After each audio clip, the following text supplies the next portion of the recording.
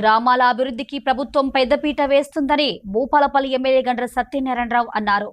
రేగొండ మండలం దమ్మన్నపేట గ్రామంలో నూతన గ్రామ పంచాయతీ భవనాన్ని ఎమ్మెల్యే ప్రారంభించారు. అనంతరం రూపురెడ్డిపల్లి, దమ్మన్నపేట, పోచంపల్లి, మడతపల్లి, పొనగండ్ల, గూడెపల్లి, పెద్దంపల్లి, రావులపల్లి, రేగొండ, జుబ్లీనగర్ తదితర గ్రామాల్లో నిర్మాణం పూర్తి అయిన సీసీ రోడ్లను ప్రారంభించి ప్రజలకు అందుబాటులోకి తీసుకువచ్చారు.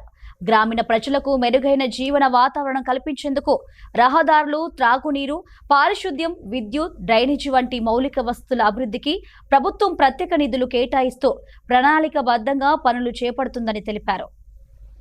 ఉమ్మడి మండలంలోని పలు అభివృద్ధి కార్యక్రమాలకు ఈరోజు ప్రారంభోత్సవాలు చేసుకోవడం జరుగుతుంది.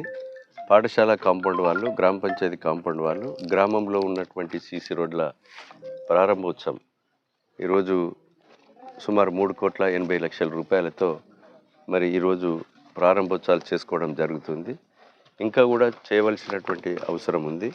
ఆ పనులన్నీ కూడా రాబోయేటువంటి రోజుల్లో గ్రామానికి సంబంధించినటువంటి మౌలిక సదుపాయాలు, లింక్ రోడ్లు, పొలాల పోయే దారులు ఇవన్నీ కూడా చాలా రోజుల నుంచి, సంవత్సరాల నుంచి మరి చాలా మరుగున పడి రైతుల కొరకు, దున్నుకునే కొరకు పశువులకు కానీ ఎడ్ల బండ్లు, ట్రాక్టర్లు వీటన్నిటి కూడా మాకు ఇబ్బంది అవుతుంది అనేది చాలా గ్రామాల్లో చెప్తున్నారు.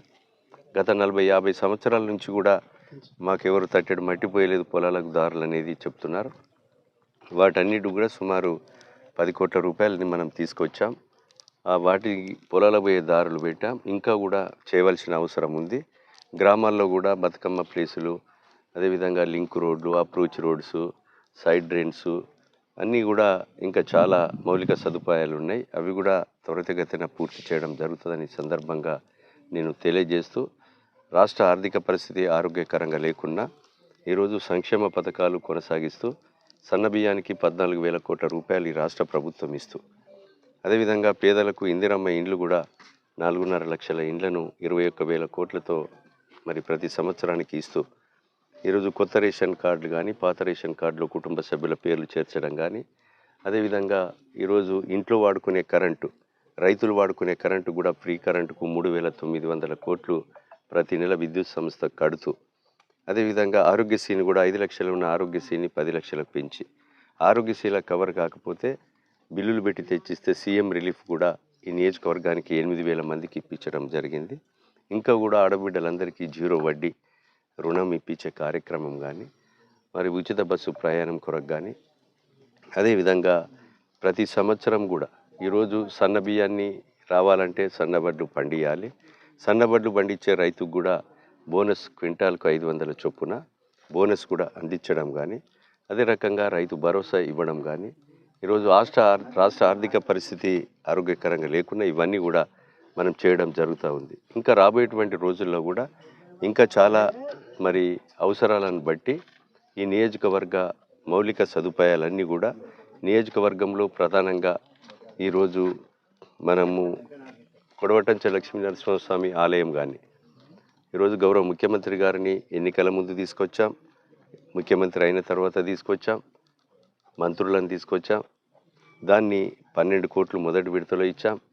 బాసర భద్రాచలం నుంచి 1000 కోట్లు ఇస్తే రెండో విడతలో 50 కోట్లు కూడా ఆ దేవాలయానికి తెచ్చాం. ఆ దేవాలయానికి పోయేటువంటి అప్రోచ్ రోడ్లను కూడా సుమారు 100 కోట్ల రూపాయల విలువ చేసేటువంటి అప్రోచ్ రోడ్లను కూడా పొడవటంచ లక్ష్మీ నరసింహస్వామి ఆలయానికి వెళ్ళటానికి పెట్టాం. ఆ ఆలయాన్ని కూడా మరో యాదగిరిగుట్టగా చేయాలనే ఒక సంకల్పంతో ముందుకు పోతున్నాం. తప్పకుండా నియోజకవర్గ ప్రజల సహకారంతో, వారి దీవెనలతో ముందుకు పోతామని తెలియజేస్తూ, బుగులోని వెంకటేశ్వర స్వామి ఆలయ అభివృద్ధి కానీ, అదేవిధంగా ఈరోజు ఇంటిగ్రేటెడ్ ఇంటర్నేషనల్ స్కూల్ గాంధీనగర్ గుట్ట మీద 200 కోట్ల రూపాయలతో పనులు కూడా ప్రారంభమైనాయి. అవి 18 నెలల్లో కూడా పూర్తి చేసి కట్టేయాలనే ఒక సంకల్పం ఉంది. దాన్ని పూర్తి చేయిస్తాం. భూపాలపల్లి నుంచి గుడపాడు వరకు కూడా 664 కోట్లతో రాష్ట్ర ప్రభుత్వం నుంచి కేంద్ర ప్రభుత్వానికి మరి లెటర్ రాయించి ఒక నిధులు మంజూరు చేయించడం జరిగింది. అది 4 లైన్ల రోడ్డు కూడా మరి ఈ 2 సంవత్సరాల కాలంలో మొదలుపెట్టి పూర్తి చేయాలని ఒక మరి పట్టుదల ఉంది. అది కూడా చేయడం జరుగుతుంది. ఈరోజు బైపాస్ రోడ్డు కూడా డీటెయిల్ ప్రాజెక్ట్ రిపోర్ట్ కొరకు కూడా టెండర్ పిలిచారు 500 కోట్లతో. ఆ డీటెయిల్ ప్రాజెక్ట్ రిపోర్ట్లో 600, 400 కోట్ల ఎంతైతే అంత మరి ఆ నిధులు కూడా మనము కేంద్ర ప్రభుత్వం నుంచి మరి గడ్కరీ దగ్గరికి ముఖ్యమంత్రి గారు నేను పోయి ఆర్ఎండ్బి మంత్రితో తీసుకెళ్ళి ఆ నిధులు కూడా డిపిఆర్కి పిలవడం జరిగింది.